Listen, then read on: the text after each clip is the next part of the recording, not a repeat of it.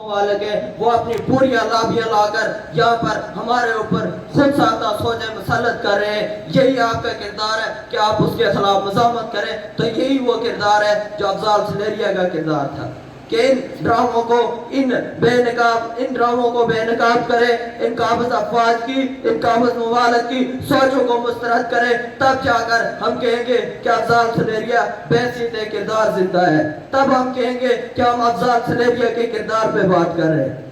دوستوں اور ساتھیوں, یہاں بہت سینئر لوگ موجود ہیں, انہوں نے بھی بات کرنی ہے, لیکن مختصراً یہ بات کہ یہ کہ افضال سلیریہ کا کردار ہے کہ آج گلگت سے بابا جان یہاں یہ گواہی دینے آیا ہے کہ افضال سلیریہ مظفر آباد کا, ریاست جموں کشمیر کا وہ ثبوت تھا جس نے نہ صرف اپنی پوری زندگی اس مادر وطن کی آزادی اور خود مختاری کے لیے صرف کر دی, بلکہ وہ مرتے ہوئے بھی یہ پیغام دے کے گیا کہ جو افضال سلیریہ کا راستہ تھا, جو افضال سلیریہ کا راستہ تھا وہی سچا راستہ ہے, وہی حقیقت پر مبنی راستہ ہے.